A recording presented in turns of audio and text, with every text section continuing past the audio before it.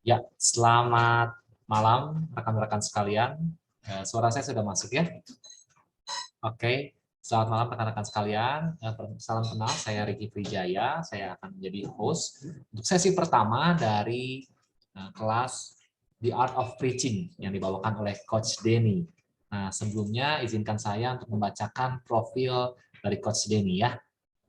Jadi Coach Denny Gamadi melayani dan turut dalam tim persiapan perintisan Bright Community Service di Central Park, Jakarta sejak tahun 2011. Beliau juga tergabung dalam tim Indonesia Preaching Ministry sejak tahun 2017 dan mengajar pendeta-pendeta dari berbagai sinode di Sumatera, Jakarta, Bandung, Solo, Surabaya, Malang, Bali, Manado, dan sekitarnya. Kemudian pada tahun 2015, beliau menempuh studi doktoral in ministry dengan konsentrasi di preaching and teaching di Knox Theological Seminary, Florida, United States of America, dan selesai pada tahun 2020. Kemudian pada tahun 2021, beliau mendirikan Foundation Ministry Incubator ASEAN Unite untuk mengembangkan pelayanan-pelayanan ini yang baru lahir. Nah, buku pertama yang berjudul Mengkhotbahkan Mazmur Ratapan ditulis oleh Coach Denny pada tahun 2011 dan sedang diproduksi ulang. Dan di tahun 2017, buku Hotter Than Gossip tentang casual preaching diterbitkan dan didistribusikan ke kota-kota Indonesia. Buku tersebut juga menjadi acuan studi guide Smooth Talk dalam pelayanan ASEAN Unite. Dan yang terbaru, kemudian di tahun 2022, buku Ngegas Tapi Sayang, panduan penting pejuang generasi yang ditulis bersama dengan Bapak Samuel Anton dari Sinode JKI dan Bapak Raguel Lewi dari GBI New Wine telah terbit juga, saudara. Selain itu, ada juga podcast yang berjudul So You Think You Can Preach yang telah didengarkan oleh halayak umum sebanyak 25.000 kali sejak tahun lalu. Dan selain itu, Coach Denny juga mengajar sebagai dosen tamu di STT Amanat Agung Jakarta, STT Sangkakala Semarang, dan pembicara homiletika di STT Saat Malam. Dan tanpa menunggu berlama-lama lagi, saya yakin kita semua sudah nggak sabar ingin mendengarkan pemaparan materi dari Coach Denny. Mari kita sambut dengan virtual clap yang paling meriah untuk Coach Denny. Selamat malam, Bapak, Ibu, dan rekan-rekan sekalian. Senang bisa ketemu di ini. Wah, saya Denny Gamadi. Thank you sudah diperkenalkan semua dengan luar biasa. Saya siapin slide-nya dulu. Dan malam hari ini kita akan bahas satu hal sebetulnya yang spesifik, yaitu tentang pelayanan kita nih, berkhotbah atau menyampaikan firman. Preaching di sini. Thank you buat perkenalannya. Buat Bapak Ibu sekalian, salam kenal. Om Tante, wah, sebuah kehormatan kalau saya bisa sharing di antara kita pada malam hari ini. Saya rasa kita relax aja ya, Bapak Ibu mau sambil minum, sambil makan, santai. Mau nanti di tengah-tengah, Den, tunggu bentar Den, saya mau nanya ini maksudnya apa begini ya. Kita ngobrol aja ya, baik di chat atau unmute, nggak masalah ya.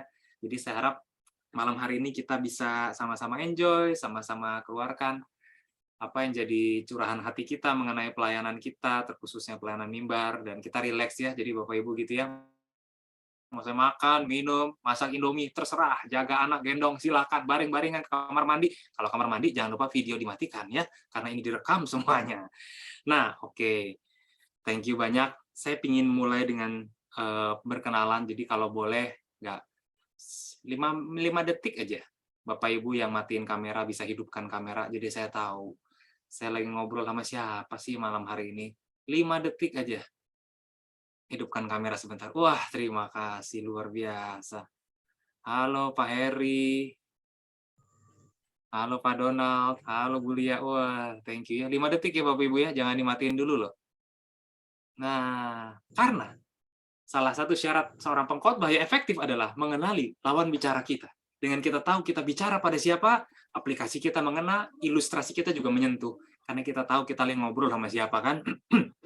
Wah, mantap. Terima kasih. Oh, masih banyak yang belum buka loh, Bapak Ibu, jangan keraskan hati. Apabila Roh Kudus sudah berkata hari ini, jangan keraskan hati seperti waktu di Masa dan Meriba ya. Wah, terima kasih. Oke. Siap. Bapak Ibu, anytime mau ngomong, silakan boleh ketik di komen ataupun langsung unmute ya, kita relax saja. Saya mau mulai dengan sebuah pertanyaan. Kita adalah melayani di gereja, sebagian besar dari kita. Oleh karena itu, seumur hidup kita udah dengar berapa khotbah sih?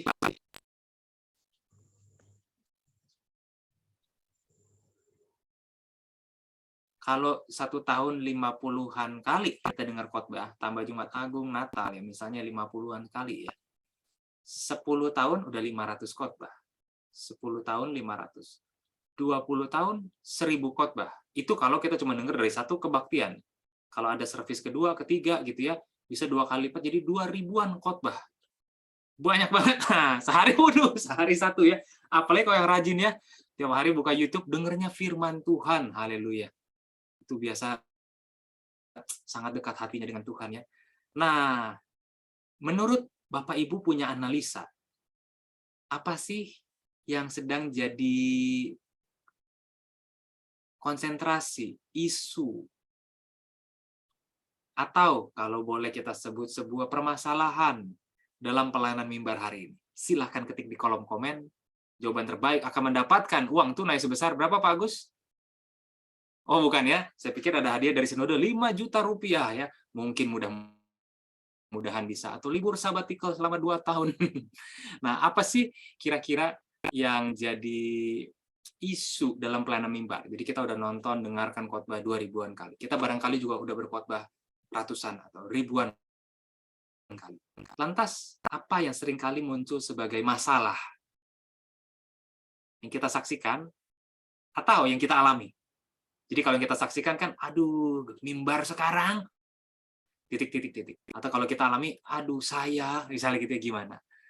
Nah, kalau boleh diketik, nanti coba kita lihat ya. Kalau Bapak Ibu mau ngetik, tapi gembalanya ada di sini dan sungkan, DM saja, private message. Nanti pas kita ketik, gembala kita tersinggung. Apa maksud kamu? Gitu ya. Nah, padahal nggak tentu tentang beliau kan. Boleh di private saja. Tapi kalau nggak di sini ceritakan, apa sih? What's wrong with the preaching today? In Indonesia, in our synod, in our denomination. Apa sih? Thank you. Minat antusias ibadah, belajar versus isi konten bobotnya. Minat antusias ibadah, belajar versus isi konten bobotnya. Oke. Ini artinya dari pihak jemaat atau pihak pengkhotbah nih, yang antusiasmenya beda. Apakah si pengkhotbahnya kurang minat belajar lagi? Misalnya kan bisa jadi dong ya. Aduh, kita ngurusin jemaat udah setengah mati. Nanti sebentar anak lahir, sebentar dipanggil Tuhan. Udah capek ngurus persiapan khotbah setiap minggu. Banyak yang lupa. Bapak Ibu, tolong lebih jelas. Yang lupa nih audiensnya apa yang khotbahnya? Aduh, saya lupa, besok saya khotbah. Apa audiens yang lupa? Minggu kemarin khotbah apa ya? Kesalahan menafsirkan Alkitab. Wow, iya. Thank you. Pak Riki, metode berkhotbah yang tidak sesuai dengan konten dan konteks. Metodenya nggak sesuai dengan konten isinya. Lalu konteks juga. Jadi mungkin nggak nyambung dengan maksud hati Alkitab, juga nggak nyambung sama pendengarnya. Misalnya ya, thank you. Apalagi, isi dan penyampaian tidak menarik. Wow, iya. Nggak menarik ya. Makanya gereja tuh kalau acara gede ngundang pendeta luar. Agak minder kalau pendeta dalam rasanya, aduh dia lagi ya, udah undang dari luar. Apa begitu? Pendengar kurang minat, yang khotbah mempersiapkannya gitu aja. Iya, betul. Persiapan khotbah itu memang bikin stres, Bapak Ibu ya. Jadi saya sangat mengerti kalau Bapak Ibu ikut seminar malam hari ini, udah stres juga. Aduh, ngomongin khotbah lagi Tuhan, bebanku sudah berat Tuhan. Ya, betul. Memang stressful. Mesti bicara depan umum itu satu dari 7 ketakutan terbesar manusia, bicara depan umum. Dan kita lakukan itu tiap minggu. Entah kita udah hilang urat takutnya, atau ya udah tuntutan profesi ya. Jadi hajar dulu lah. Tapi bisa jadi monoton. Intonasinya flat. Oke, jadi bicaranya datar gitu ya. Mungkin kayak Ahok bicaranya baru seru ya. Apa lebih suka Ahok style apa Anies style dalam berkhotbah? Kan mereka juga orator yang baik ya. Oke, ada lagi? What's wrong with preaching today? Nah, saya rasa saya bertanya kepada Bapak Ibu tepat sekali karena Bapak Ibu ada di dunia ini selama jauh lebih panjang sebelum saya. Relevansi dengan current condition. sekali ya. Keadaan Sambo, semua mimbar bahas Sambo. Sambo orang Kristen ternyata Bapak Ibu ya. Brigadir Joshua juga orang Kristen. Ibu Putri juga orang Kristen. Aduh, agak susah itu kalau dibagi masuk khotbah ya. Terima kasih. Apa lagi? Ada lagi nggak? What's wrong with preaching today? Terlalu banyak lihat catatan. Iya, iya, iya. Artinya dia bikin catatan kelebihannya ya. Cuman kagak sempat dihafal karena catatannya baru jadi hari Sabtu tengah malam. Oke, terlalu banyak catatannya, di eye contact-nya kurang. Terima kasih. Bagian aplikasi kurang ditekankan sesuai audiens dan kelompok usia yang hadir. Oleh karena itu, saudara-saudara, mari kita mengasihi pasangan kita dalam segala keadaan. Padahal audiensnya siswa SMP. Wah, dia nggak ngerti apa-apa, dia jadi nggak nyambungnya. Terlalu banyak bahasa aslinya. Wah, menarik ya. Dikit-dikit bahasa Yunani berkata. Menurut kamus bahasa Ibrani zaman dulu berkata. Oke, terlalu banyak bahasa aslinya. Luar biasa. Ahli bahasa. Ada lagi? Satu orang?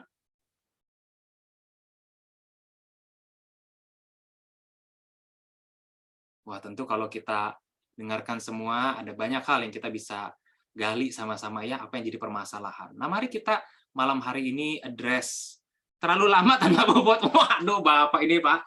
Sadis amat, Pak Hendro. Udah lama ngomong tanpa bobot. Ya Tuhan, itu sih, ya gimana ya. Thank you. Thank you, Pak. Kejujurannya luar biasa ya. Iya, betul-betul. Itu pergumulan. Barangkali itu juga pergumulan kita juga ya. Bisa ada di situ. Nah, malam hari ini kita lihat 3 hal aja. Menurut Aristoteles, yang dikutip oleh Bryan Chapell, kunci seorang pengkhotbah yang berhasil ada 3. Pertama adalah logos, kedua pathos, ketiga ethos. Logos itu kalau kita nulis naskah dan kita kata-kata, itu isinya. Isi kata-kata yang keluar dari mulut kita. Strukturnya, pendahuluan yang menarik, cerita, teori, naskah yang kita tulis, semua itu analogi, contoh, studi kasus, aplikasi. Pokoknya semua yang berkaitan sama isi. Dari awal kita buka mulut sampai amin, mari kita berdoa, itu logos. Itu isu yang pertama. Ada masalah, barangkali logosnya kita kurang menyentuh, kurang pas, kurang berbobot, dan yang lain-lain. Kedua, adalah pathos. Bagus sih ngomongnya, tapi nggak pakai hati.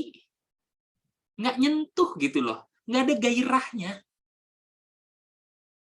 Entah karena hidupnya flat-flat aja, atau nggak tahu deh.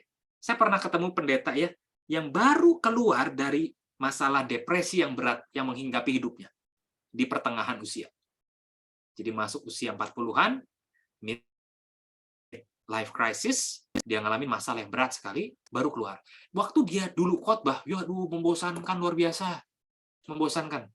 Tapi satu kali dia kena masalah depresi yang berat, dan waktu dia keluar depresi itu ya, khotbah pertamanya saya dengar, merinding loh.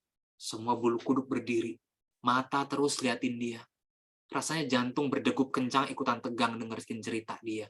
Karena ada spirit yang keluar dari kisah orang yang baru menderita ini. Ada pathos, ada gairah. Nah, ini yang kedua juga yang bisa jadi hilang.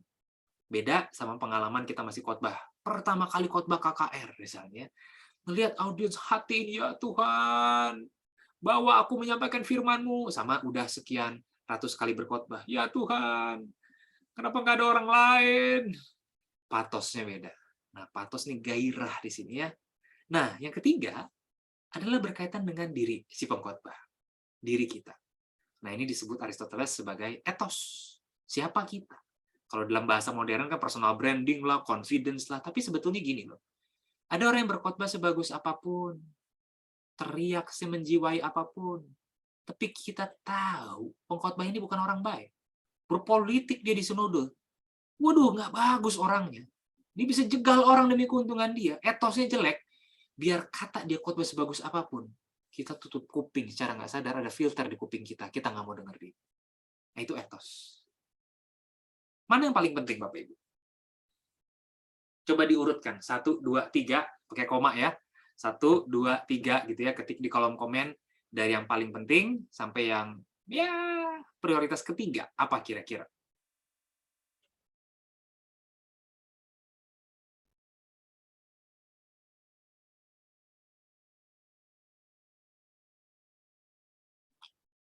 Dalam diri seorang pengkhotbah. Apa yang paling penting? Logos, pathos, ethos diurutkan kepada yang tidak penting menurut Bapak Ibu masing-masing. Oke, 1, 3, 2. Oke, logos. Yang kedua, ethos. Ketiga, pathos. Thank you. Pathos yang kurang ini. Oke, thank you. EPL, ethos, pathos, logos. Thank you. Ethos, logos, pathos. Thank you. Who, oke, pathos, dan logosnya. Thank you. Gairahnya, dirinya, beritanya.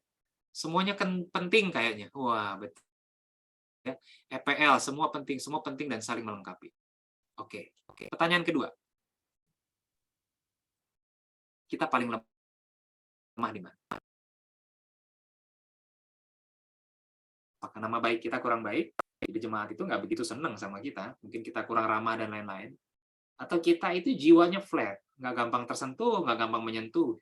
Datar seperti Bengawan Solo. Atau logosnya kita pikir. Pertanyaan kedua, kita paling lemah di mana?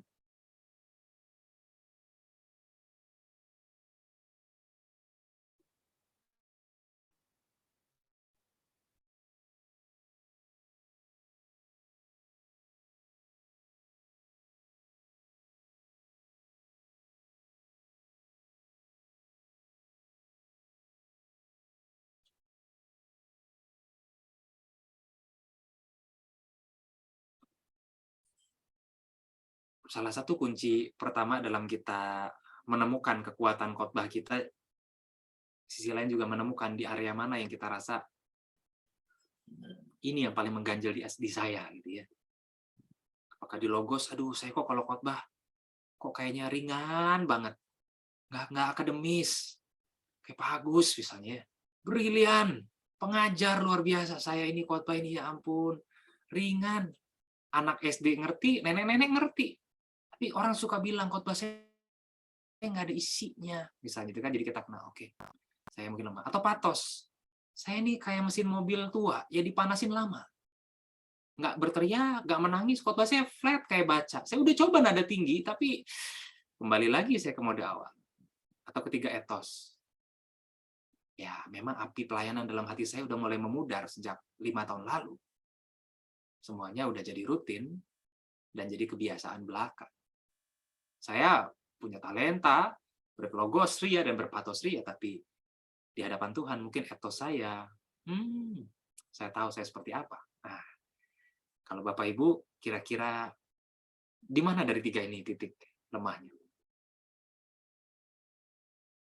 Thank you buat Bapak-Bapak yang sudah menulis di kolom komen. Yang lain boleh melanjutkan?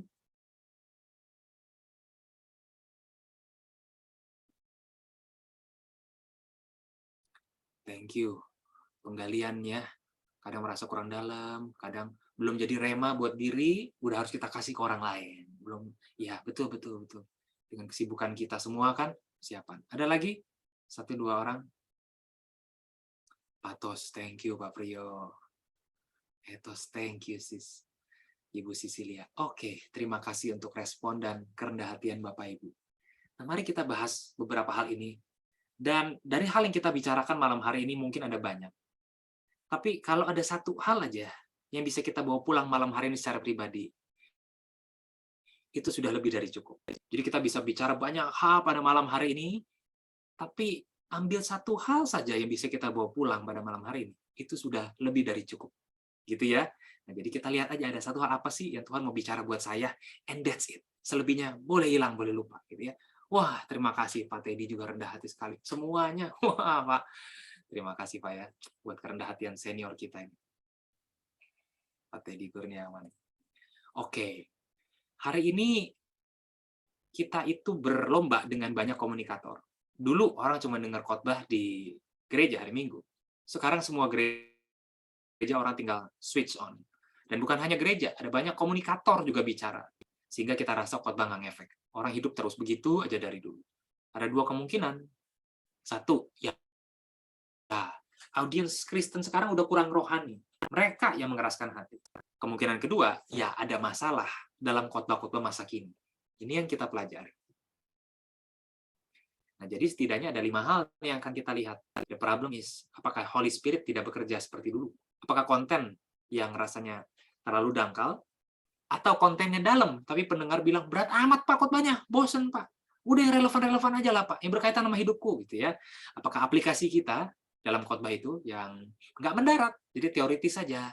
Delivery, penyampaian, isi udah bagus, penyampaiannya membosankan, atau diri seorang pengkhotbah. Nah, di tengah fasilitas berkhotbah sekarang yang makin banyak sebetulnya, tidak jarang para pemimpin, penatua, jemaat itu mengeluh, khotbah kok nggak menarik ya, nggak relevan, nggak ada powernya. Bahkan hari ini di Indonesia, kalau saya bilang, sebutkan 5 pengkhotbah yang luar biasa. Barangkali yang kita sebut adalah mereka yang sudah berkhotbah 20 tahun lalu.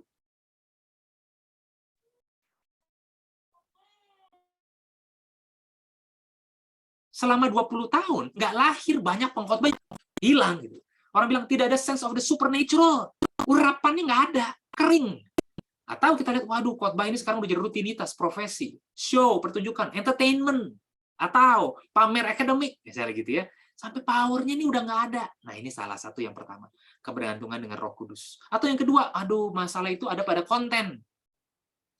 Isinya bukan berita Alkitab, tapi isi kepala yang bersangkutan. Pemikiran sistematika di kepalanya, bukan berita Alkitab, satu bilang. Kedua, nggak akurat, kayak tadi ya, Bro Ricky bilang, Alkitab ngomong kontennya apa, disampaikan beritanya lain. Kalau dia khotbah pasti ujung-ujungnya, mari kita ikut kelompok kecil. Beritanya soal mengampuni, soal memberi kelompok kecil, dan jangan ibadah. Selalu ke situ ujungnya, nggak akurat. Atau tidak punya pemikiran teologi yang solid, doktrinnya tidak berorientasi pada teks. Doktrinnya penuh dengan eksegese, didalemin, tapi segmented. Dalam, tapi sempit, nggak luas. Jadi orang bilang, aduh, apa hubungannya sama hidupku ya sebagai berumah tangga, misalnya gitu ya. Nggak nyambung ke hidup dia. Itu berkaitan sama isi. Ada juga, salah pencet. Ada juga yang berkaitan dengan apa lagi masalah yang ada di sini adalah berkaitan dengan ini, aplikasi. Nggak sesuai dengan amanah teksnya, nggak relevan dengan pendengar. Nggak persuasif, baik terlalu galak, atau kurang berani menyuruh, atau syarat dengan pesan moral. Jadi kalau khotbah dia itu dari awal sampai akhir, aplikasi semua. Baca dikit, makanya kita ini harus begini. Baca dikit, itu namanya khotbah nenek tua. Sebab aplikasi, jadi khotbahnya itu semua aplikasi, suruhan-suruhan. Dari A sampai Z, sampai kita juga pulang lupa. Jadi yang disuruh apa? Saking banyaknya, isi khotbahnya itu yang dominan itu aplikasi-aplikasi. Moral, pesan moral, jangan begini, jangan begitu terus, do don't gitu ya. Nah, itu aplikasi. Atau penyampaian, isinya sih kuat, naskahnya bagus kalau penulis buku, tapi penyampaian lemah.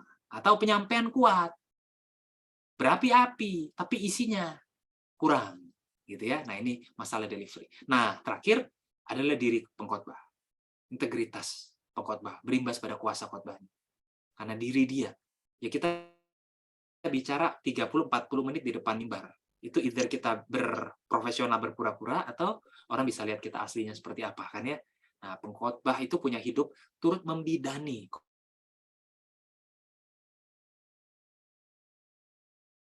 Akan keluar. Oke, satu kali khotbah orang nggak tahu hidup dan hati kita seperti apa. Tapi kita khotbah terus sepanjang tahun ya. Jemaat juga bisa tahu kok jiwa kita itu seperti apa sebetulnya, meskipun mereka nggak sampaikan. Waktu saya ajarkan ini 10 tahun lalu, saya lakukan revisi-revisi, dan ada satu bagian yang saya kemudian pikir jadi satu bagian yang penting buat kita pengkhotbah pikirkan sama-sama. 2011, dunia ekologi mengenal sebuah istilah namanya rewilding, yaitu gerakan yang menolak untuk mengendalikan binatang di alam. Rewilding adalah membiarkan sesuatu untuk menjadi liar kembali. Istilahnya restoration of the wilderness. Keliaran yang dihidupkan. Karena sekarang liar udah dibendung, jadi kebun binatang, taman semua disekat, dipotong. Binatang yang bukan hewan peliharaan dalam gerakan ekologi tahun 2011 dikembalikan ke habitat naturalnya, di mana binatang itu menjadi dirinya. Otentik ya, bukan cuma manusia, juga otentik. Conservation biology ilmunya dalam dunia ekologi ini. Rewilding. Nah, istilah ini menariknya punya signifikansi yang erat bagi orang Kristen dan orang non-Kristen. Bagi kita, istilah mengembalikan kepada habitatnya, mengembalikan kepada kebebasan di alam awalnya dia diciptakan. Rewilding. Bagaimana kaitannya? Begini, orang yang mengaku pengikut Kristus bangkit dari kematian. Coba kita lihat, masih ada binar nggak di mata mereka? Hey, you have been set free, gitu kan ya, kayak petobat baru. Masih ada binarkah di mata mereka? The passion itu. Atau mata ini udah sayu. Berita salib masuk ke ruang ibadah udah tidak menggetarkan. Alkitab dibuka, sudah buat dia berapi-api mencintai firman Tuhan. Lagu dinyanyikan udah nggak tersentuh. Atau tadi waktu kita dipuji lagu itu ya, kita dengar pujian di malam hari ini. Apakah di situ binar kita menyala lagi gitu? Wow, beautiful. Beautiful nyembah.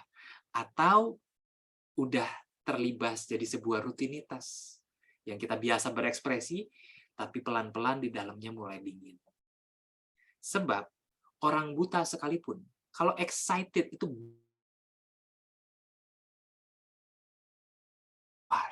tercermin dari meskipun dia buta, mata, dari pipi, dari mulut, ada ekspresi dari dalam hatinya yang keluar, binar itu. Nah, sebagai pengkhotbah, kita menyampaikan berita yang dulunya itu orang dipancung pun akan bicara. Kenapa? Ada binar. Kisah Rasul kan. Silakan kamu putuskan sendiri, Kisah Rasul 12. Aku harus taat kepada kamu atau taat kepada Allah. Ketika Petrus dan Yohanes ada di pengadilan disuruh berhenti, nggak boleh khotbah. Sebab bagi kami tidak mungkin untuk tidak memberitakan apa yang kami saksikan dengan mata kami sendiri. Binar. Nah, bicara mengenai binar excitement seperti foto perempuan di layar itu. Kapan terakhir kali? Apa terakhir kali yang bisa buat kita begitu berbinar? Wow.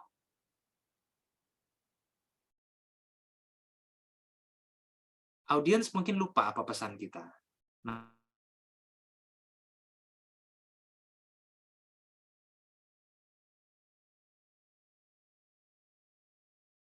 itu. Tapi dia nggak keluar dari bicara, ada binirah dari orang-orang yang keluar setelah ketemu dengan Tuhan.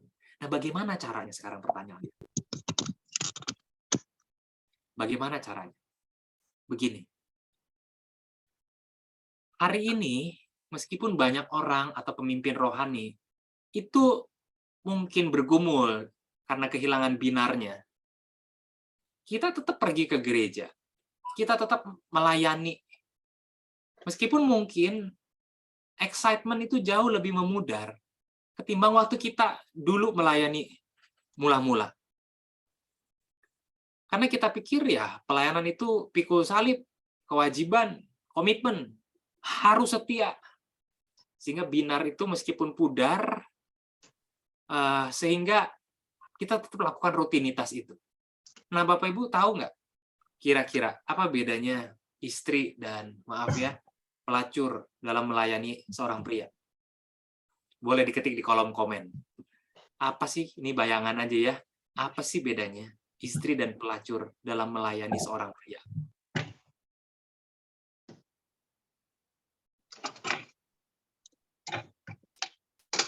Jakarta hujan, sinyal internet terganggu. Iya, betul-betul.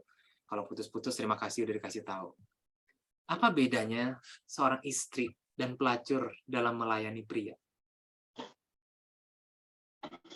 Saya tahu pasti bapak-bapak berhati-hati menjawab ini ya. Karena salah-salah, orang bisa salah ngerti, kok Bapak tahu banget. Tapi kita malam ini berandai-andai tentunya ya. Oke. Kalau istri sepenuh hati, kalau pelacur semaunya. Thank you, Pak Tulus. Apalagi bedanya istri sama pelacur dalam melayani seorang pria?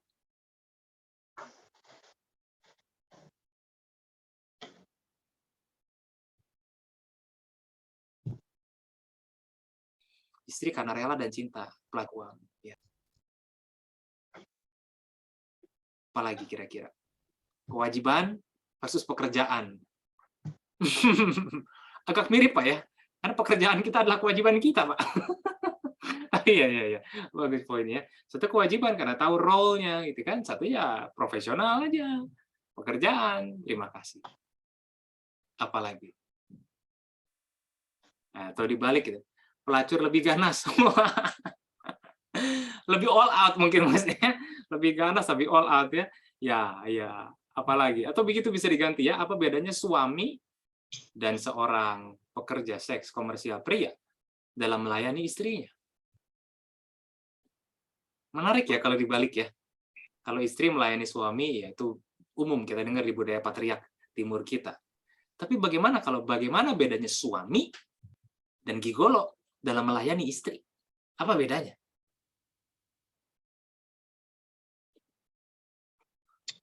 Satu bayaran, satu pengabdian. Thank you. Melayani tamu full service, istri melayani sebatas money lah. Gimana? Sebatas money itu duit Pak maksudnya? Ini melayani tamu full service, istri melayani sebatas money. Pak Jimmy ya, istri karena kasih, pelacur karena pekerjaan dan uang. Thank you. Satu kasih versus pekerjaan, thank you. Istri ibadah, pelacur dosa.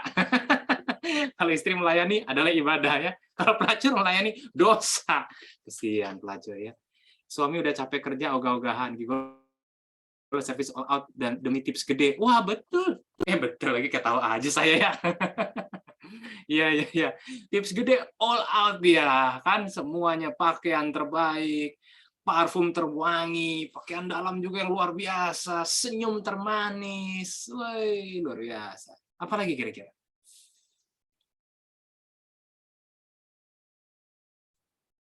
Istri karena panggilan ilahi, pelacur karena panggilan om-om. Ya.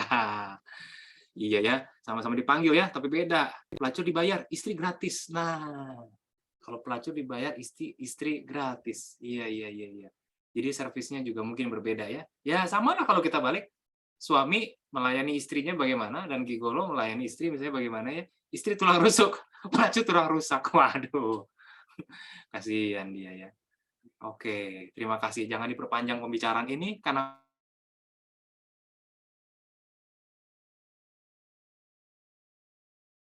korban.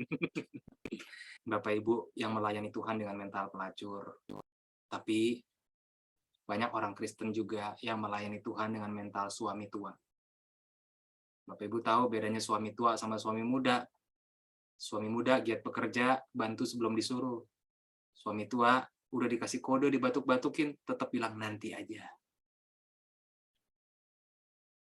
Ya, saya tidak bilang istri demikian ya, karena saya laki-laki, rasanya tidak cocok kalau saya beri contoh istri muda dan istri tua. Ya. Tapi ini masalah kita dalam dunia pelayanan, bahwa baik itu volunteer, pengerja, full time di gereja kita, jadi kita bicara mentalisme. Kadang yang, maaf ya, pelacur, all out sekali, bagus sekali, ketika ada yang dikejar. Sedangkan yang sudah tidak ada dikejar, so-so. Semua udah aman, jabatan, kepercayaan, so-so. Akhirnya kalau yang pertama, binarnya itu bisa jadi superficial, yang kedua, binarnya telah pudar dalam pelayanan. Dan ini berkaitan erat dengan dua hal di etos, patos, logos, yaitu etos, diri kita, dan patos, apa yang terjadi dalam hati kita. Itu yang akan terdampak dua-duanya. Karena gini, bukan hanya kita kepada jemaat, mentalnya bisa jadi suami tua atau gigolo, maaf bahasa saya, tapi gereja dalam melayani umat Tuhan dan melayani Tuhan, mental kita seiring waktu, dari bangun letak batu pertama, sampai sekian puluh tahun setelahnya, bisa berubah pelan-pelan. Gereja sudah menjadi industri. Kita udah tahu apa yang akan masuk, agenda tahunan, semua jalan. Ini sebuah industri yang baru lagi, bukan organisme. Semua mirip. State desainnya, bangunannya, kelas, acara, program, susunannya. Dan tanpa sadar, kita pelan-pelan sudah jadi sebuah industri. Dan sebagian orang mulai gelisah dalam melihat ini. Kok gereja seperti ini ya? Injustice. Di mana social justice? Masa gereja seperti ini? Membosankan, nggak relevan. Kenapa gereja menghakimi? Contoh industri adalah begitu. Kita bisa meletakkan dosa tertentu pada pedestal, tapi dosa yang lain nggak apa-apa. Contohnya, seorang pemimpin gereja kita, dia bercerai, langsung kita copot dari jabatannya, karena dianggap tidak pantas. Tapi pemimpin lain, dengan dana yang besar, memberikan dana hasil usaha yang sebetulnya tidak berkenan di mata Tuhan ke gereja, tetap boleh duduk di jabatannya. Disitulah gereja sebetulnya sudah berubah menjadi industri. Semua udah jalan gigi roda yang berputar. Semua sudah dijinakkan. Gereja sudah kehilangan keliarannya. Pengkhotbah, pemimpin rohani pada hari ini sudah kehilangan keliaran dalam arti positifnya. Because we are tamed by the industry. Semangat yang mula-mula, kerinduan akan jiwa, hati untuk misi, tamed by the industry. Karena waktu kita coba fight, mungkin ada yang tahan dan lain-lain. Atau nggak ada orang ikut bersama-sama dengan kita. Akhirnya kita bilang, udahlah, yang penting saya anteng, baik-baik, nggak bikin masalah, saya akan terus melayani Tuhan. Tanpa kita sadar, binar-binar kita ini loh, udah jauh lebih redup ketimbang waktu kita percaya Tuhan mula-mula. Oleh sebab itu, jiwa kita ini butuh to be rewilded. Dikembalikan ke habitat natural manusia. Jiwa kita butuh dihidupkan kembali sebagai seorang pengkhotbah. Sebab ini akan terasa. Sebelum kita bicara isi khotbah, patos khotbah, diri kita ini akan terasa. Contohnya di Alkitab, Paulus. Paulus itu orang yang nulis sebagian besar Perjanjian Baru. Dan kalau dikatakan kitab apa, the golden book of the Bible, ya, isinya paling jelas dan komprehensif, kitab Roma. Kalau ditanya lagi, dari seluruh kitab Roma 16 pasal, mana pasal yang the golden chapter? Para teolog berkata, pasal 8. Nah, ini semua ditulis oleh satu orang, Rasul Paulus. Bab 8, chapter 8 ini. Paulus itu tulis dengan sangat indah semua perjalanan kehidupan manusia. Dari binar awal, hilang binar, sampai diperbaharui lagi.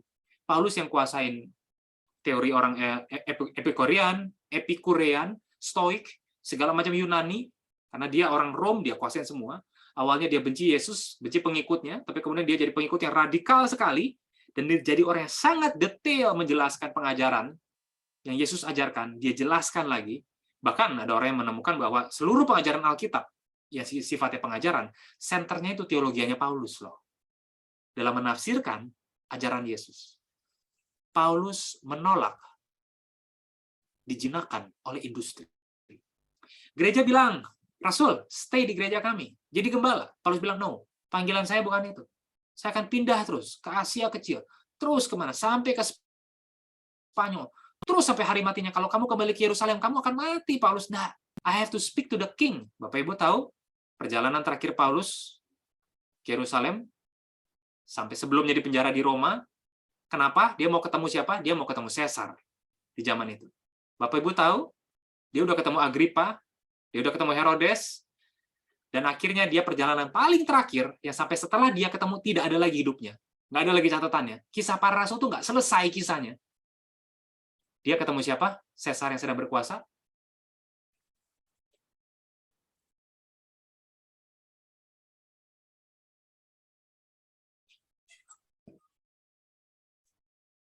Iya, Nero. Itu. Yang di tahun 70 bakar habis Yerusalem. Paulus ketemu Nero. Dan lihat dari catatan berapa kitab, dia tuh berhasil ketemu Nero. Karena di Filipi ada catatan, Paulus bilang begini, salam kepada kalian jemaat di Filipi, dari keluarga Allah, di tempat kekaisaran. Jadi dia udah sampai. Kita nggak tahu dia ada muka sama Nero atau enggak, tapi dia udah sampai ke lingkungan kerajaan. Lihat passionnya. Dia menolak to be tamed by the industry. Bahkan meskipun dia harus kembali ke Yerusalem, dia mau bicara. Agrippa, disuruh bertobat kan? Disuruh percaya Yesus kan? Agrippa bilang, waduh Paulus, kamu ini ya, ngomong lulus, dia bilang kan. Tapi terakhir, dia mau ketemu Nero. Meskipun setelah itu dia dipancung, mati. Nggak ada kabar lagi. Alkitab nggak catat dengan jelas kemana kaya. Tradisi bilang dia akhirnya dipancung setelah dia ke Roma, di hari tuanya. Dia orang yang keluarkan apa yang passionnya sampai di hari terakhir. Ini kekristenan abad 1. Nah, Roma 8 inilah yang jadi daging dari Alkitab kita. Diakui oleh para teolog, mereka bilang, kalau kita bergumul dengan rasa bersalah, baca Roma 8. Kita bergumul dengan dosa, baca Roma 8. Waktu kita hadapi masa-masa yang sulit, bersama dengan semua ciptaan yang menderita, baca Roma 8. Jika kita tidak tahu lagi bagaimana harus berkata-kata dalam doa, kita speechless, baca Roma 8. Apabila kita tidak yakin, kita ini dikasih Tuhan atau enggak, baca Roma 8. Kalau kita fail di kelas homiletika, saya bisa baca Roma 8 ya, ada harapan di situ. Baca Roma 8. yang keluar dari mulut orang yang kitab ini ditulis di masa-masa tuanya Paulus. Dan Roma 8 is very beautiful.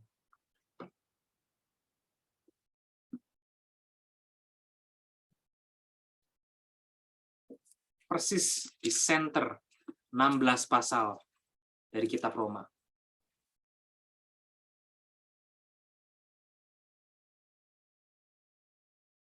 Demikian sekarang tidak ada penghukuman bagi mereka yang ada dalam Kristus Yesus. Bebas. Roh yang memberi hidup telah memerdekakan kamu dalam Kristus dari hukum dosa. Sebab apa yang tidak mungkin dilakukan hukum Taurat karena tak berdaya oleh karena daging kita telah dilakukan oleh Allah. Dengan jalan mengutus anaknya sendiri dalam daging yang serupa dengan daging yang dikuasai dosa karena dosa. Allah telah menjatuhkan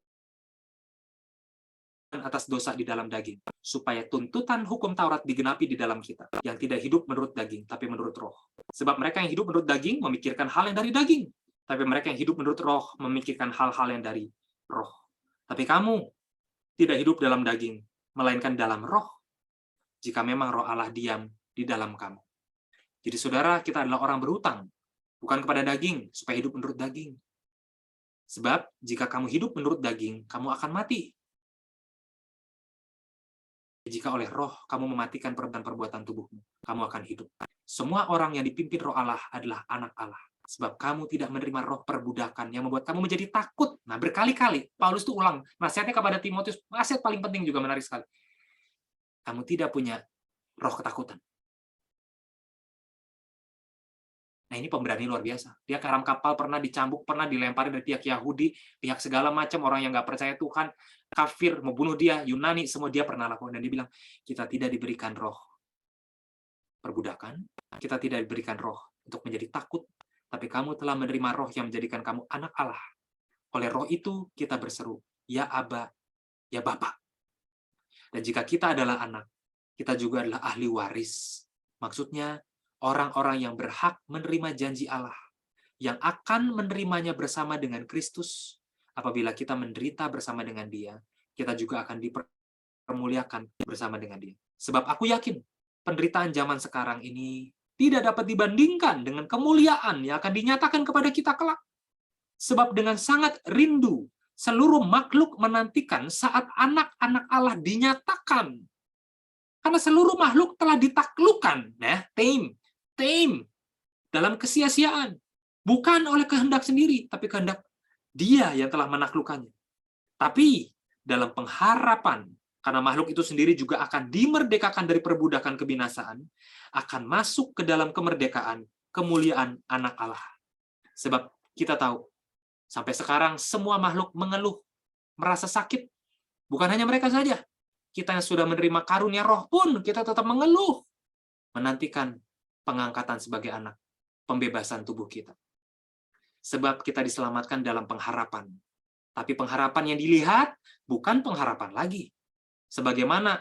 Bagaimana orang masih mengharapkan apa yang sudah dilihatnya.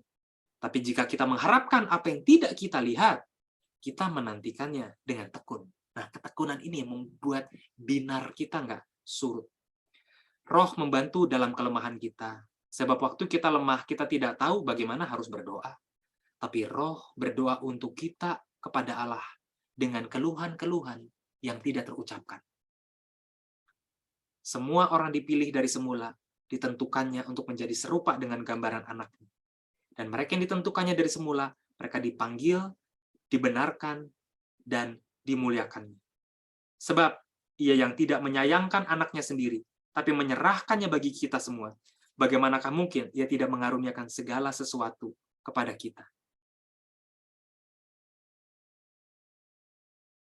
Dengarkan ini.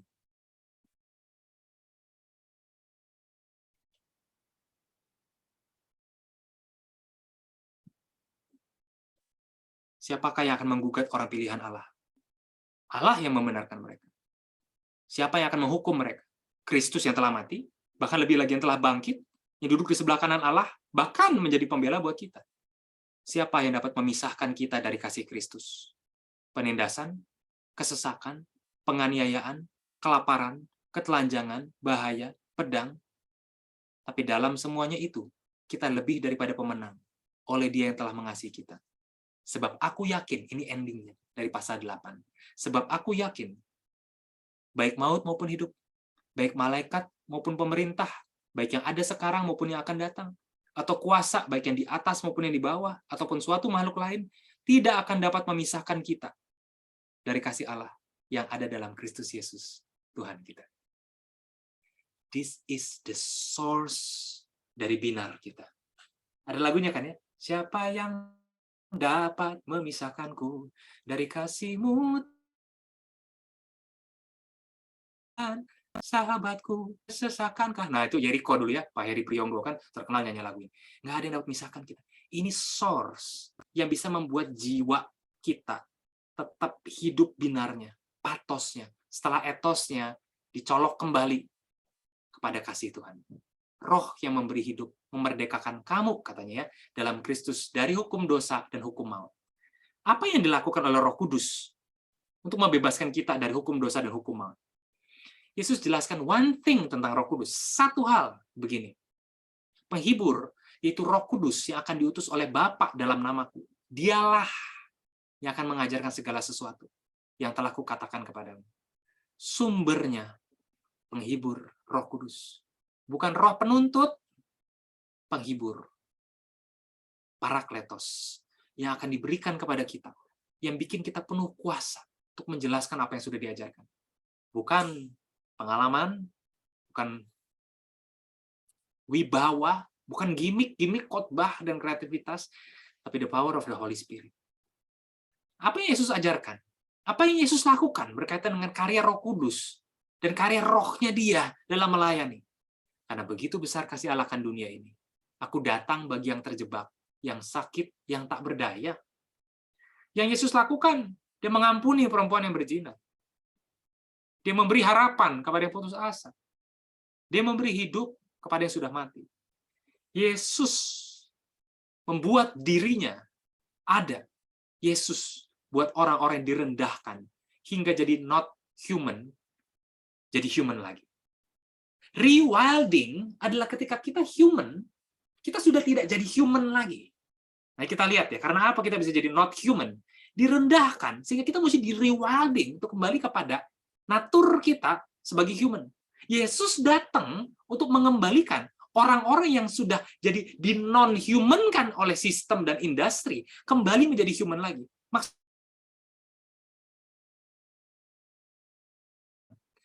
Yesus membuat orang sampai jadi not human. Jadi orang jadi not human bukan karena hanya direndahkan, tapi ditinggikan juga. Ahli agama, ya sok rohani, menghakimi orang lain, dilihat dihargai. Saudara pernah lihat nggak? Pendeta waktu jalan, orang sembah sujud cium kakinya. Buka jubahnya. Pendeta, manusia, bukan rasul, bukan titisan dewa. Dia jadi not human kan? Human tidak begitu diperlakukan oleh human lain. Yesus membuat orang-orang ditinggikan sehingga jadi not human itu ya, dibuat jadi apa? Yesus berkata, kamu keturunan ular beludak. Bagus, suci, hebat, tapi kamu kubur penuh tulang di kapur putih. Wow. Ini kata-kata Yesus kepada orang Farisi. Kamu tahu siapa kamu? You have become not human. Kira-kira begitu. You need a savior. Sama seperti pelacur dan tax collector needs a savior. Kamu butuh. Yesus ada buat orang-orang yang ditinggikan sampai jadi not human untuk kembali jadi manusia lagi. Sekarang menurut Bapak Ibu, orang Farisi masih ada nggak? Di Alkitab kita ini kan senang sekali kalau ambil contoh ya, orang Farisi buruk. Pertanyaannya sekarang hari ini orang Farisi masih ada nggak? Bukan di Israel, di Indonesia. Kalau ada siapa kira-kira? Orang-orang yang not human. Orang-orang yang udah sedemikian diagungkannya sampai jadi not human. Nah, ada yang kedua. Kalau yang not human yang pertama nih ya, ini pelacur kan dianggapnya, maaf ya bahasa saya, dia, aduh Tuhan Yesus, direndahkan sekali Bapak Ibu. Human trafficking. Kayak barang loh. Bisa dipakai sana, bisa dibuang, bisa dibunuh, bisa dipukul. Nggak ada FBI yang cari selamatkan mereka, nggak ada tim SWAT yang nolong mereka, nggak ada.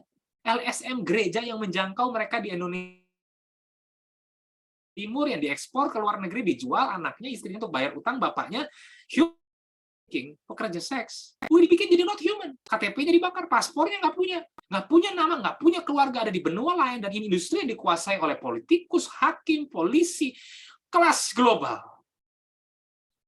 Tuhan datang buat orang-orang yang sudah dibikin jadi not human, agar menjadi human lagi. Di sisi lain ada orang yang jadi not human, karena disembah. Ini rohaniwan di Afrika. Jika terjadi kebangunan rohani di Afrika, terjadi hal yang aneh-aneh juga. Ditinggikan begitu rupa, disembah begitu rupa, sampai yang jadi nggak human lagi. Nah, Yesus datang untuk dua kelompok ini. Roh Allah memerdekakan kita dari semua godaan yang merendahkan kita untuk jadi not human.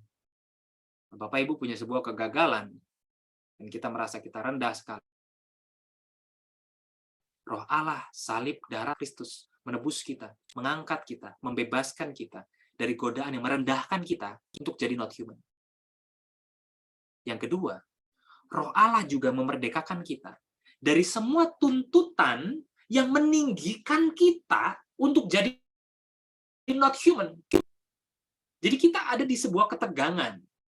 Kita bergumul, kita bisa direndahkan sampai jadi not human. Tapi yang kedua, ada tuntutan meninggikan kita sampai kita jadi not human. Dan ini yang kedua, kalau kita adalah rohaniwan, adalah sesuatu yang kita mesti pikirkan. Saya mau tanya Bapak Ibu, apa dosa seorang pengkhotbah? Ketik di komen. Apa dosa seorang pengkhotbah? Ketik di kolom komen ya. Menurut Bapak Ibu, pengkhotbah itu dosanya apa sih? Coba diketik di kolom komen. Menurut Bapak Ibu, rekan-rekan sekalian, apa sih dosa pengkhotbah itu? Apa sih dosa seorang pastor, gembala, pendeta gitu ya? Pengkhotbah apa menurut Bapak Ibu?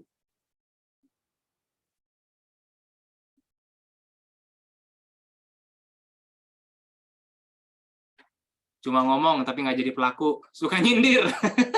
Thank you Bu Rifka. Manipulasi firman, thank you Pak Teddy. Waduh, kelas berat Pak Teddy. Ini mesti butuh lawyer kita ya, kalau udah main manipulasi bukti ya. Rutinitas Pak Priyo, wah thank you. Dosanya jadi rutin. Oke, Pak Sony, hidup tidak sesuai khotbahnya. Iya. Justification spirit, wah roh yang membenarkan diri ya, selalu punya jawaban. Thank you. Tidak melakukan apa yang dikhotbahkan. Oke, apalagi. Terima kasih Pak Amir, apalagi?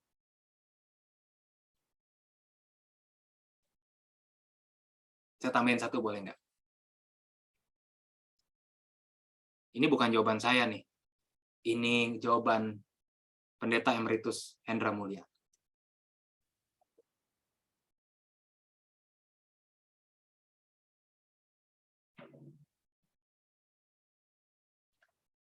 Bapak Ibu baca jawaban saya di kolom komen.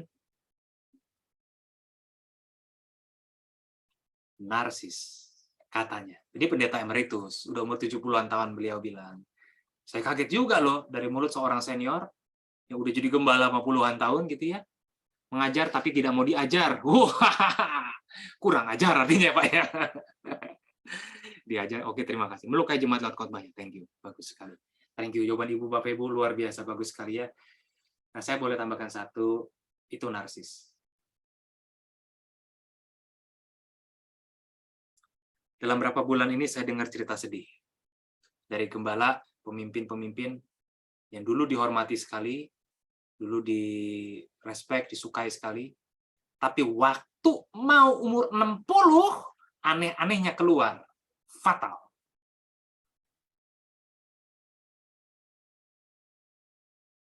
Pencitraan, thank you Pak. Mau umur 60, keluar aneh-anehnya, fatal. Kaget saya. Karena pendeta-pendeta ini ada di lingkungan kita. Kenal orang-orangnya. Loh kenapa? Iya, tiba-tiba A dan B mulai disingkirin dari jabatannya. Kalau dulu dia ngomong dulu, sekarang enggak. Tiba-tiba diganti. Karena dia lagi mau naikin dari keluarganya untuk gantikan. Ada pendeta tertentu, penggantinya itu dia bikin harus orang dia sendiri. Kalau orang yang dia nggak deket, wah dia nggak mau. Dia bikin segimana rupa. Supaya penggantinya tuh orangnya dia, sekubu sama dia. Padahal kurang apa? Nama baik sudah punya. Uang nggak kurang, mimpin ini. Menjelang umur 60, aneh-anehnya keluar. Apakah ada Bapak Ibu yang menjelang umur 60? Wah, terima kasih. Tapi tentu Bapak Ibu di sini tidak demikian ya. Kita kan ngomonginnya tentu pendeta yang lain. Kalau di sinode ini tentu tidak ada. Kita bicara sinode yang lain-lain yang tidak seperti GPKDI. Banyak. Terus saya lihat, ya ampun. Oh, aduh Bapak Tio. Bawa kesaksian nanti Pak ya. Bener-bener. Aneh gitu loh. Lalu saya ketemu seorang psikolog yang juga dalam dunia pelayanan, yang pernah ngalamin disingkirkan juga. Dia bilang, kenapa ya? Saya tanya, kenapa ya Bu? Ya, kenapa sih Bu? Dia bilang gini, ketika orang itu melayani Tuhan, di dalam dirinya ada lubang-lubang dalam jiwa. Contohnya, lubang penerimaan diri. Lubang penerimaan diri yang tidak terisi seiring waktu. Jadi butuh pujian, butuh dicintai. Tapi nggak betul-betul terisi, belum selesai, ditumpuk oleh aktivitas, jabatan, popularitas. Terus ditumpuk, nah pas hari tua menjelang umur 60, hidup ini seperti turun gunung. Satu persatu yang dulu dipegang mulai dilepaskan. Rumah yang tadinya ramai, anak-anak mulai keluar dari rumah. Disebut sebagai empty nest. Istilahnya ada masa di mana rumah kembali kosong. Anak sudah dewasa, kuliah, berkeluarga, meninggalkan rumah. Jabatan mulai berkurang. Dan hidup setelah itu mungkin tidak akan sebahagia sebelumnya. Kata pendeta Paul Gunadi, PhD, seorang psikolog.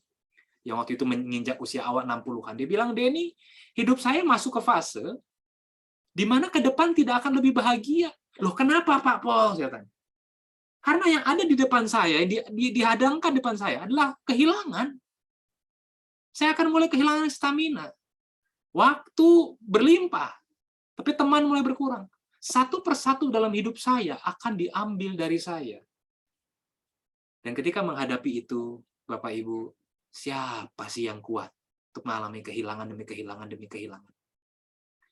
Disitulah katanya, banyak orang kemudian bergumul.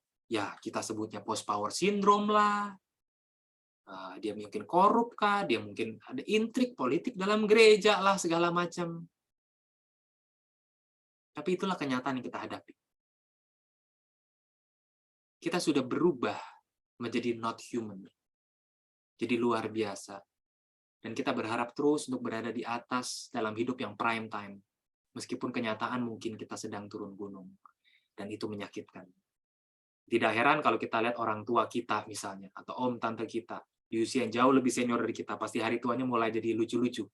Istilahnya lucu-lucu aja ya. Cucu dicariin 24 jam, biar kata lihat keluar negeri, si nenek nyari cucu terus sampai cucunya risih. Nggak mau didatengin cucunya, neneknya terbang, datengin ke kota itu. Dicariin.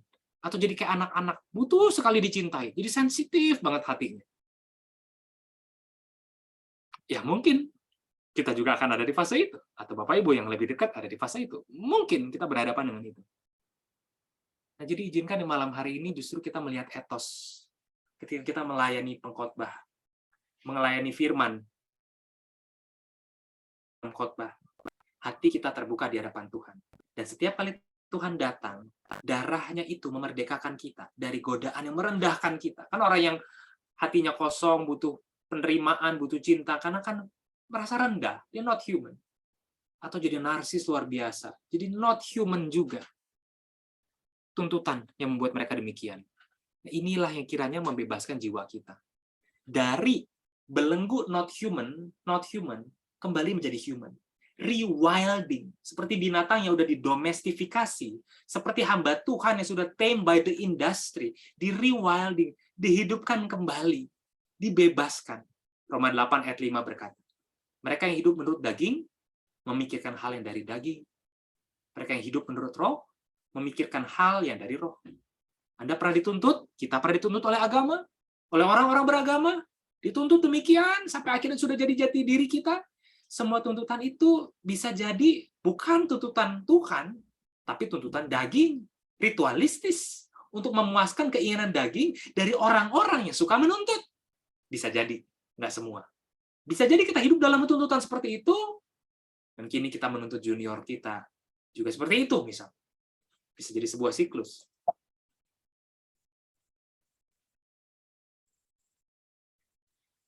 Bagi yang pernah good news-nya, dituntut dan diperlakukan seperti non-human. Bagi yang pernah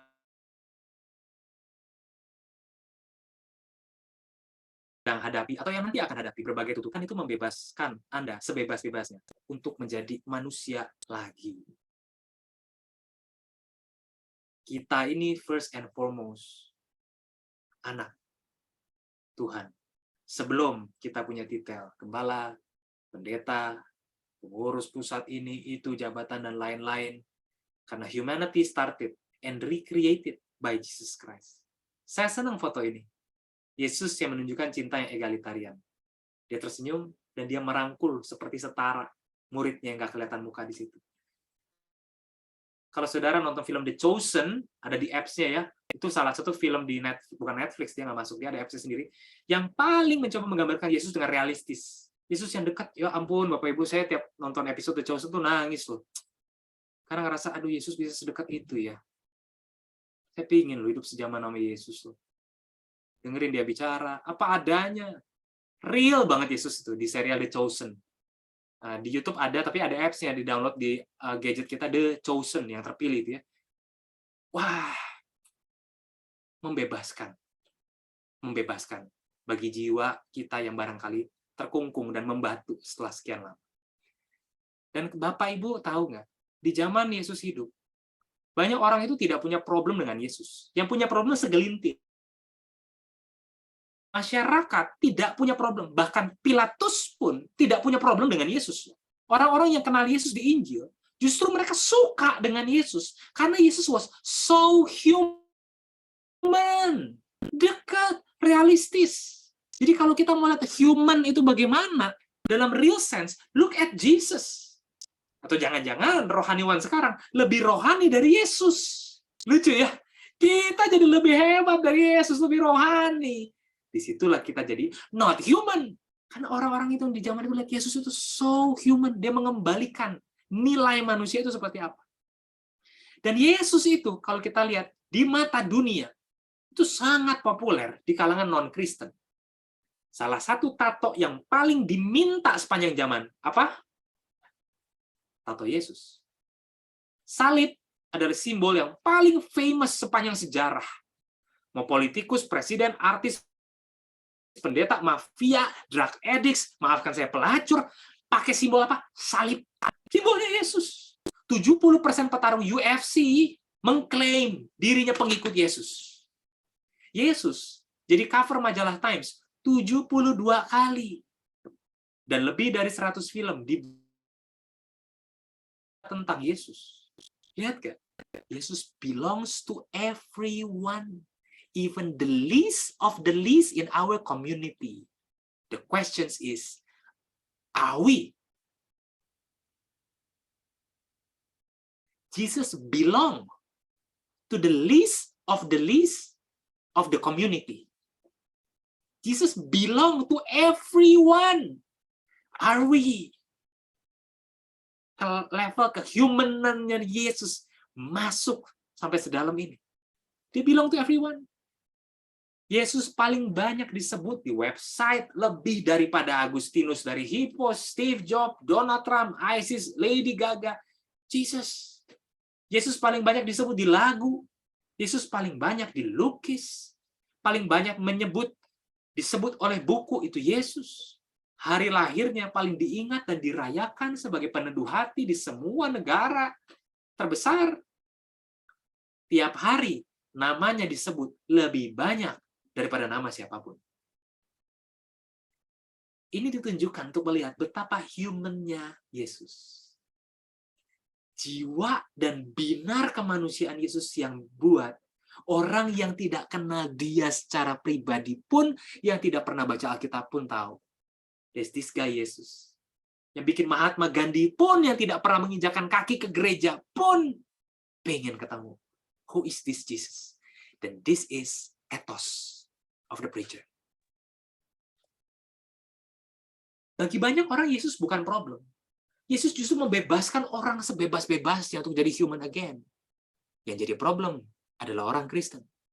Pesan Yesus tentang pengampunan, anugerah, penerimaan ditambahkan oleh agama dengan requirements, tuntutan yang seringkali kalau kita tidak sadar membuat Anda menjadi not human.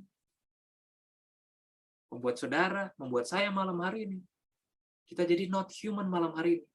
Setelah sekian lama mengikuti Yesus, tapi tidak semakin mirip dengan Yesus. Kita kalah human sama dia. Kalau saudara bukan preacher pada malam hari ini, pesan saya. Kalau Anda bukan preacher, bukan pastor, justru sering menuntut preacher, pastor untuk jadi not human, Anda menuntut hamba Tuhan, pengkhotbah untuk ngertiin Anda, dengerin Anda, terima Anda, terus apa adanya, sementara Anda tidak mau terima kami, para hamba Tuhan apa adanya, Anda juga membuat kami yang pastor menjadi not human. Bagi Anda yang bukan pastor malam hari ini, Anda bisa secara tidak sadar membuat pastor kita, preacher kita menjadi not human. Kita bisa jadi pelaku. Bagi kita yang preacher, Roh Tuhan itu bebaskan kita dari tuntutan orang Kristen untuk jadi not human. Dan Tuhan mengundang kita untuk jadi human lagi. Kita dibebaskan oleh Roh Tuhan dari semua tuntutan yang menuntut Anda untuk menjadi not human. Dibebaskan agar kita menjadi human again. Dan ketika kita menjadi human again, bahasa kita, sorot mata kita, cara kita bicara dari mimbar, beda. Ini kita baru bicara etos ya. Belum logos, belum patos. Patos akan mengikuti etos yang dibaharui. Kita akan jadi human again. Ajaran kita tidak moralis dan tauratis, tapi penuh dengan Injil. Karena kita tahu kita juga dibebaskan. Kita bukan bilang harus jaga integritas, harus melayani. Tapi kita bilang kita nggak bisa jaga integritas. Kita nggak bisa mengampuni, kita nggak bisa melayani. Enggak. Habis kita bilang harus, kita nggak bisa. Lantas bagaimana? Darah Yesus menggenapi secara sempurna di semua kegagalan kita. Sehingga apa yang kita lakukan sekarang, kita lakukan di atas gunung yang bernama Golgota. Jadi nggak kita lakukan, aku harus mengampuni, aku harus lepaskan kepahitan ini. Nggak seberat itu. Kok yang diberikan ringan dan enak. Kenapa? Karena the big chunk, tantangan yang paling besar, udah dibereskan 2000 tahun lalu di atas kayu salib. Darahnya yang pekat itu, yang mensustain ketaatan kekristenan kita. Jadi, ketika kita berkhotbah, kita bukan berkata, saudara, selama 30 tahun ini, saya menjaga diri saya dari perselingkuhan. Oh, enggak. Itu betapa human-centered-nya. Selama 30 tahun ini, Tuhan menjaga kita dari perselingkuhan. Tuhan menjaga hati kita. Oh, saya nggak bisa jaga sendiri. Melihat rekan-rekan dan kisah orang yang jatuh, oh, saya kandidat terbesar. Tapi salibnya, jagain saya. Tarik saya ketika saya sangat mau lari kepada hal yang menyedihkan hatinya. Dan kalau saya sekarang masih bisa ada, saya cuma lakukan bagian terkecil di atas kesempurnaan dan finalitas karya salib. Jadi hidup saya sustained by grace. Ada orang dengar khotbah pendeta ya, sampai suicidal Bapak Ibu. Sampai ke konselor karena mau bunuh diri. Selidik punya selidik, setelah seizin konseling ini, khotbahnya itu disuruh, harus, stres dia. Karena dia anak Tuhan yang mau taat. Dia bilang, aduh nggak bisa, sampai suicidal, mending mati aja. Khotbah membentuk teologi jemaat. Jadi ketika itu sudah jadi begitu beracun, dan kita pikir, wah pendeta ini hebat sekali ya, nasihatnya keras, khotbahnya ini ya, bagus. Oh, salah. Kalau tidak berdasar pada salib. Karena semua ketaatan kita tuh berdiri di atas gunung yang udah sangat kuat. Grace sustain our life. Aplikasi kita harus berdiri di atas grace yang sudah selesai. Dan baru kita do this and do that. Kayak kitab Roma. Bagian depan, apa yang udah done by the cross. Baru kemudian kita do this, do that. Do this, do that-nya pun atas landasan udah done. Makanya katanya cook itu ringan dan enak. Karena yang paling besar kita tidak mau lakukan pada diri kita, udah selesai di atas kayu salib. Solusinya, bagaimana jadi human gampang? Carilah dan bentuklah pertemanan dengan pengikut Kristus. Di mana kita bisa jadi human lagi. Ada pendeta saya yang baru emeritus, pergi mancing. Ada pendeta lain, dia ngobrol sama teman-teman lari paginya. Tapi di situ dia jadi human lagi, di mana orang nggak tahu, bahkan dia itu seorang pendeta. menginjak bumi lagi. Nah, dan disinilah kita bisa berpikir, di mana ya saya bisa ketemu komunitas demikian? Karena jujur, kita tuh senang kok ketemu sama orang yang so human. Kita malas meskipun kita pendeta juga ya, ketemu dengan orang yang, waduh, kudus amat nih orangnya, makan kitab suci kali tiap hari. Kita pengen ketemu orang yang so human. Dan ini mempengaruhi etos hidup kita. Jauh dari narsis, dari kemunafikan, tapi masuk ke dalam mereka. Dan ini yang pertama, sebelum kita bisa bicara, wah kita bikin naskah khotbah begini, isinya, ilustrasinya jeder, aplikasinya mendarat, penuh dengan redemptive historical theory, ya bagus. Tapi itu semua bisa dibaca di buku, bukan? Apa yang perlu kita jalani sesama, yang bukan kebetulan kita berada di satu sinode yang sama adalah mengembalikan apa yang not human menjadi human lagi, menjalaninya dengan real.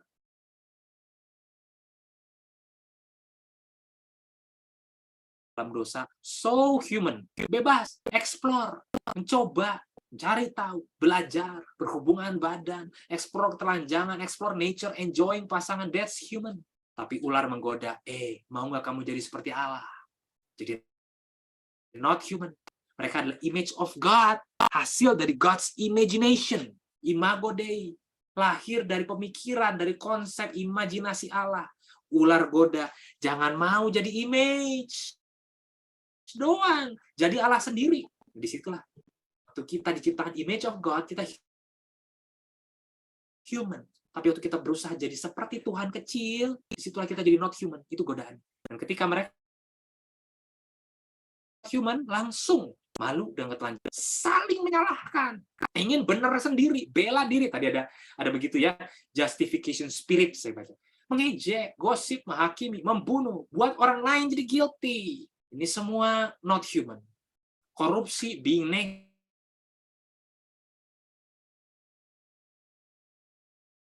lazy, greedy, semua not human. Bukan yang Tuhan mau kita jadi. Tapi malam ini, mari kita pikirkan, maybe it's our time to be human again in our community. It is our time to make our jemaat yang not human menjadi human again. Kita diajak Tuhan Yesus untuk para not human, agar mereka jadi human again. Mereka yang karyawan rendah, gaji separuh UMR, yang nggak dianggap di gereja, jadi human again.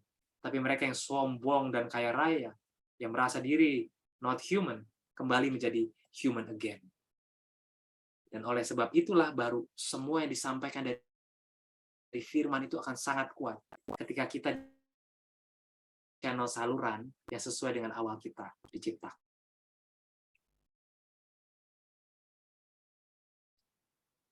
Nah, Bapak Ibu, itu yang kita bahas pada malam hari ini.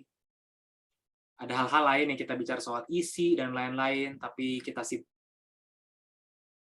temuan 2 minggu yang akan datang. Tapi setidaknya paradigma logos, pathos, ethos yang paling susah, tapi juga yang paling menentukan adalah ethos. Dan rewilding our spirit adalah PR yang mungkin tidak pernah selesai dalam hidup ini.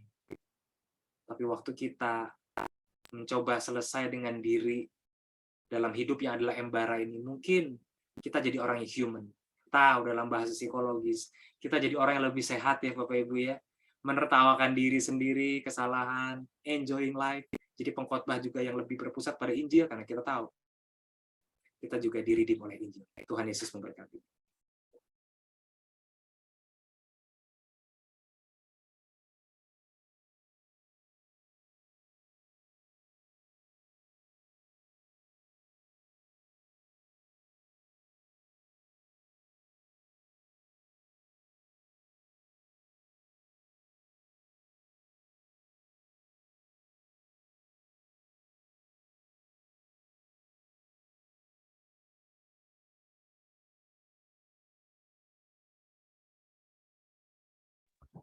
Ya, sepertinya Pak Agus keluar ini ya. Tidak ada ya?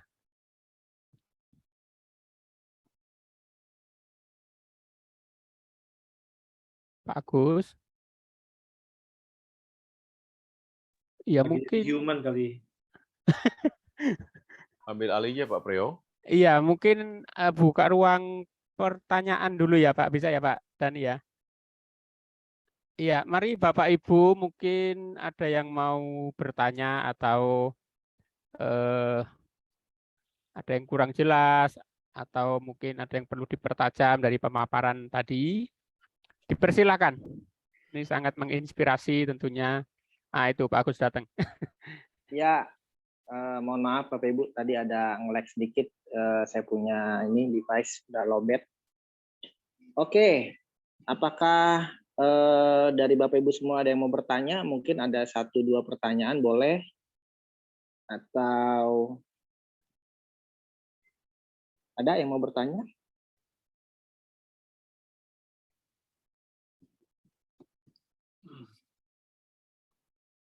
Saya Pak. Ya, boleh, Kak Priyo. Enggak. Jadi ini saya cuma mencoba menangkap inti dari yang sepanjang dipaparkan tadi. Kalau begitu, jadi pertanyaan di awal kan apa yang hilang dari apa tadi itu? Yang awal-awal apa yang hilang dari khotbah zaman sekarang gitu ya? Kira-kira. Nah, berarti kalau itu sebagai sense of human kita yang mulai redup atau hilang gitu, bisakah kita katakan seperti itu, Pak Dani? Jadi ada sense of human kita yang mulai redup atau hilang karena terbawa masuk ke dalam mungkin ya itu tadi aktivitas, kewajiban, tuntutan dan semacam yang tadi kita dengar itu.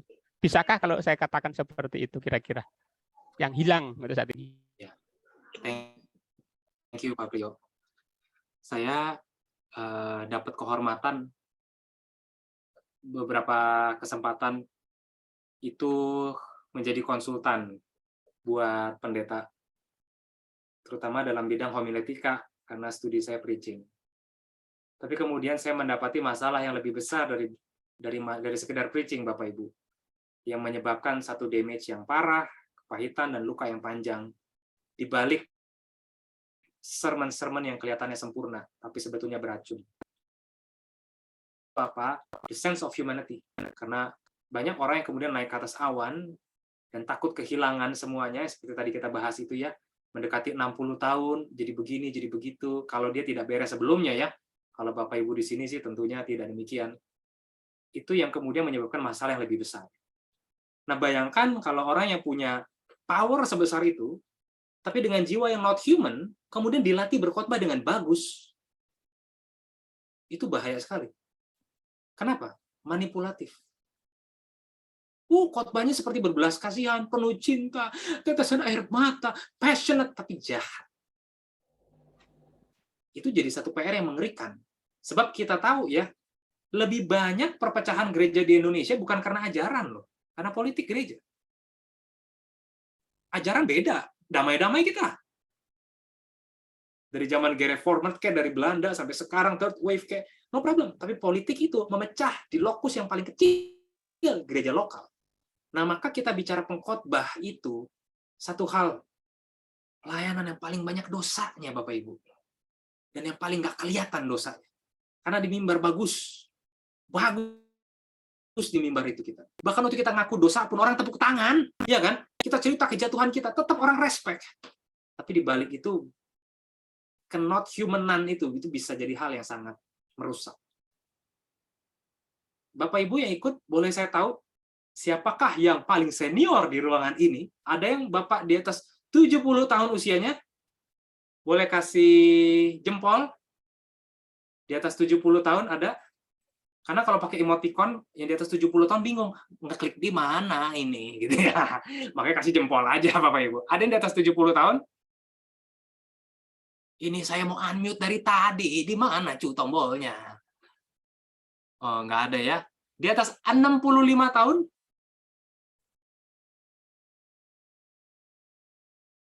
Di atas 60 tahun. Masa nggak ada Bapak Ibu? Bujangan semua. Saya nggak menghakimi kok. Bisa aja sih Bapak, maaf. Di atas 60 tahun ada Bapak Ibu? Di bawah 100 ini kayaknya. Masa nggak ada Pak Agus yang di atas 60? Oh ada Pak Marsudi. Nggak ada yang ngaku. Justru ini panutan yang kita mesti belajar Jangan loh. menghakimi. Kalau iya. Jangan bilang nggak ada yang ngaku. Kalau memang belum ada, ayo. Baru kita diajari, toh. Pak Teddy berapa Pak Teddy? Ngaku Jo. Saya baru 53. Pak Teddy yang paling senior siapa di sini, Pak Teddy? Paling senior, saya nggak hafal semua, Pak. Lihat kumisnya aja, lihat kumisnya. Pak Ali sama saya sepantaran. Kayaknya belum ada ya. Belum ada kayaknya ya. Belum ada. Memang di bawah 60. Ini Pak Marsudi memang paling senior. Saya 64. Wah. Iya, Pak Marsudi paling senior memang. Salut, hormat, respect. Iya. Paling Pak Narto nggak. Tadi di kereta dia. Saya 17 tahun. Ya. 17 tahun apa nih, Bu? Timo 15 Jadi tahun. kepalanya. 17 tahun kebalik kayaknya nih. Ya. 17 tahun 20 tahun yang lalu. Ya pendeta nih banyak tafsiran terus. Pak Edi 56. Oh. Suara Pak Edi tadi kan? Belum ada kayaknya yang 65 ya. Iya, belum ada. Di bawah Keluar dari kamar mandi. Oke. Nah, itulah Bapak Ibu. Kita kan di setiap sinode ada ceritanya masing-masing ya. Saya tentu tidak korek-korek sinode ya. Cuma mimbar itu mesti beres dari pribadinya. Kalau enggak jadi senjata yang jahat. Nah, kita bicara human dulu pada malam hari ini. Begitu bicara ilustrasi aplikasi nanti berikutnya kita bicara redemptive. Tapi betul Pak Priyo, jadi itu yang coba kita tembak duluan. Masalah menjadi human again. Jadi bukan cuma nggak sombong, tapi mesti jadi kayak apa sih kita? Ya, jadi pribadi yang lebih santai, menertawakan diri, nikmati hidup satu sama lain, nggak banyak bersaing. Itu bedanya Bapak Ibu, sinode kaya sama sinode yang kurang kaya Bapak Ibu. Sinode yang kurang kaya, pendeta sama pendeta mah damai. Oh, gereja kamu gagal ya? Sama, saya juga kurang berhasil. Tos dulu kita. Friend. Ya, tapi kalau sinode yang kaya, saingan. Kalau dia nggak naikin jemaat, bisa dipindah nanti misalnya ke cabang yang lain. Nggak perform. Terus saya pernah hadir tuh, sidang sinode ya, yang jemaatnya 3.000, jalan tuh begini. Masih muda, rapi, wangi. Mungkin dapat angpau lebih banyak dia kan. Jalan itu keren banget ya. Jemaat 3.000. Yang jemaatnya 500, agak minder-minder. Nah, begitu budayanya, kurang bagus ya. Itu kalau sinodenya banyak duit Bapak Ibu. Tapi kalau sinode yang kayak dulu saya, itu santai-santai biasa, enak bersahabat kita. Nggak ada saing-saingan, semuanya enak. Tapi jadi lebih waras. Ketika di usia susah pun terbuka sama teman lebih enak. We become human again. Thank you pertanyaannya Pak Priyo. Ya, terima kasih Ko Dani. Oke, terima kasih semuanya. Karena sudah jam 8, saya tahu yang di bagian Sulawesi sana sudah jam 9 ya. Atau sudah mau jam 10 mungkin yang di wilayah Maluku dan sebagainya. Jadi sesuai kesepakatan paling telat ya mungkin sampai jam 8. Saya hanya mengumumkan yang pertama itu adalah nanti kita akan ketemu lagi 2 minggu ya, 2 minggu. Jadi tanggal 21 itu jam 6:30 juga kita akan bersama Pak Dani lagi. Lalu pengumuman yang kedua adalah gini, saya sempat ngobrol sama Pak Dani kemarin adalah dia kan buka kelas preaching gitu ya, yang khusus yang selama berapa bulan gitu ya. Jadi kita sempat ngobrol, jadi kalau dari sinode atau dari sinode daerah atau gereja lokal yang mau gitu ya, berminat untuk ikut preaching class-nya ini secara konsisten gitu ya, selama berapa kali gitu ya, ada modulnya, itu nanti bisa hubungi saya, atau nanti juga bisa langsung hubungin timnya dari Pak Denny ini. Kalau nggak salah tinggal berapa doang ya untuk kelas yang September ini ya Pak Denny ya? Tinggal 5 orang kok. Iya, betul. Jadi ada itu 2. Jadi, gimana, boleh diinformasiin Pak Denny untuk yang masalah itu? Jadi Bapak Ibu, saya ngajar khotbah dulu lebih banyak ke pendeta, tapi sekarang saya ngajar lay preacher. So, di banyak tempat pengkhotbah banyak dibutuhkan. Saya ada 2 modul. Yang satu tiap Selasa, itu berkhotbah dengan power dan presisi. Nah, itu sebetulnya semua dasar homiletika sampai praktek. 8 sesi teori, 8 praktek setiap Selasa. Tapi yang kedua adalah yang khusus untuk yang sudah belajar homiletika, yaitu preaching the Old Testament narrative. Jadi yang kedua ini buat yang sudah biasa berkhotbah, bagaimana mengkhotbahkan kitab-kitab perjanjian lama yang bersifat narasi kepada audiens modern. Bagaimana menemukan kisah Kristus di kisah-kisah perjanjian lama, di story yang tidak menyebutkan Kristus sama sekali. Jadi itu yang kedua. Yang pertama yang Selasa, yang kedua hari tiap Kamis yang naratif preaching. Jadi gaya berkhotbah yang narasi sifatnya. Nah, itu 2 kelas. Kalau berminat itu akan dimulai yang Selasa di 20 September, yang Kamis di 29 September. Yang satu tiap Selasa, yang naratif setiap Kamis kelasnya. Kalau mau ikut, nah itu yang baru rutin. Kalau hari ini kan kita lihat satu potret, nanti 2 minggu lagi satu potret, satu bagian. Kalau itu yang sinambung terus untuk upgrade kita punya preaching. Thank you, Pak Agus. Ya. Online semua gitu. ya Pak Dani ya? Ya, online. Online, Pak Teddy. Ya. Ya, Oke. online, Pak. Benar. Ya, itu aja yang bisa diberikan pengumuman di Ya, malam hari ini, pendaftarannya karena via mana Pak Agus? boleh ke saya juga boleh, atau nanti ada timnya Pak Denny boleh. Kita sih udah koneksi gitu, udah kerjasama. Jadi tinggal terus ada yang nanya biayanya, Pak Denny boleh Iya, dikasih tahu sekalian makanya. biaya kelasnya? Pendaftarannya berapa, biayanya berapa? Yang Selasa, Berapa? yang basic per bulan per orang itu 360.000 selama 4 bulan kelasnya. Yang naratif yang tiap Kamis per bulan 415.000 selama 4 bulan juga. Nanti informasi segala macam, ada admin yang saya kasih tahu, ada formnya, tapi itu biayanya. Ya, begitu ya. Jadi ada yang 400.000, ada yang 360.000 ya per bulannya ya. Per bulan. Ya, oke. Itu informasinya. Jadi kita memang udah kerjasama supaya bisa. Tapi kalau untuk yang kelas ini kita ngikutin openingnya dari timnya Pak Denny. Nggak bisa waktunya sesuai kita ya. Kita yang menyesuaikan gitu ya. Oke, itu aja pengumuman dari saya. Boleh semuanya, boleh kasih emoticon atau apapun gitu ya buat hari ini. Terima kasih kesempatannya, terima kasih juga buat Pak Denny yang sudah memberikan materi hari ini, luar biasa sekali. Kita semua diberkati, yang diberkati boleh kasih jempol atau apapun ya. Nanti boleh ditutup dengan Pak Ali untuk doa penutup pada malam hari ini. Boleh Pak Ali? Udah foto belum Pak Agus? Oh iya, belum foto. Saya tadi sempat device-nya mati lagi. Siapa yang bisa bantu foto ya? Pak David bisa bantu foto nggak? Atau siapa yang bisa bantu foto kah untuk volunteer? Pak Fia tadi bisa? Atau Pak Fia? Laptop saya mati soalnya. Kamera saya lagi masalah nih. Oke, saya aja. Saya. Oke, pada Pak Opan itu. Oh, ada Opan, oke. Oke, Bapak Ibu boleh buka kamera semuanya.